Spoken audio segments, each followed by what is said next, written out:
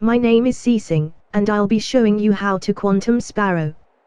Quantum sparrowing, which I will refer to as QS, is a form of forced desync you can do to have your sparrow in two different locations, where you see it, and where everyone else sees it. QS also has other funky interactions, such as bypassing terrains to breach through walls and floors with no effort, making the current 30% sale on Ring 1 obsolete. To begin with QS, you will need a long load. This is a load zone that gives you text that says loading while trying to pass through. Long loads can happen by traveling between load zones quickly, having a quote-unquote unstable internet, or by entering load zones through wrong angles. To help you learn, I will be demonstrating with a consistent long load inside of the system on Nessus. Simply follow this path, and make sure to stop before hitting the load.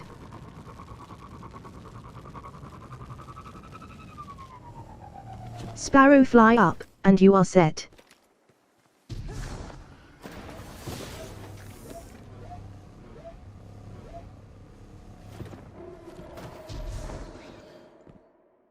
You will need another player. They will be referred to as the observer. To quantum your sparrow, you want to drive into the load zone, but jump off just before you touch it. If done right, your sparrow will be frozen in place. It's important to note that you cannot jump off while already stuck, so you have to do it while driving in.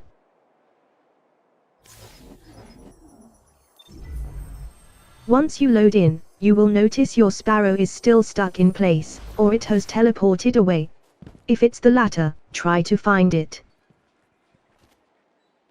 Once you have your sparrow in sight, ride it. If it's flipped over, the observer will have to flip it. You won't be able to drive around or do anything, but that is how it works. Any inputs or camera movement while on this sparrow will be visible to all players except yourself. This is why we need an observer. I will be using their screen share to guide my sparrow to a wall to demonstrate the wall breaching mechanics. First, I'll use their screen to drive up to any wall.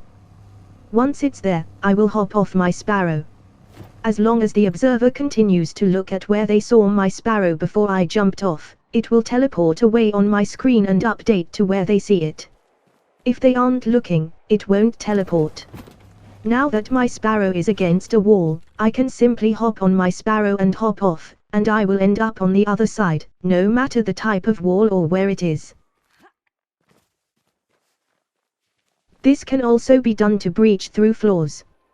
Using any method of hitbox manipulation on sparrows, you can force it so hopping off makes you end up below the floor.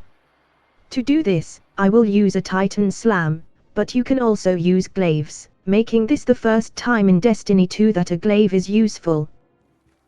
Ride your sparrow during your slam until your hand points into the ground when using a left or right emote. Then hop off to that side.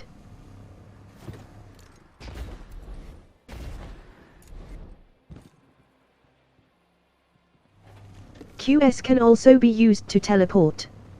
Because the observer sees your sparrow in a different position than you do, you can drive it away using their screen, and then hop off. If you hop back on quick enough while the observer is watching the sparrow so the position updates, you will teleport with the sparrow, provided you have line of sight from your starting position. This can be done in a straight line, or off a ledge to bypass death barriers and boxes.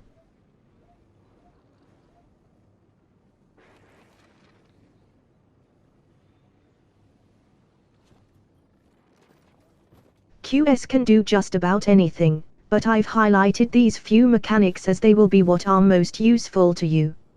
Just make sure to tip me when you receive your degree in quantum physics down the line. If you would like more in-depth help in learning Sparrow-related tech, feel free to join the 4- Discord server.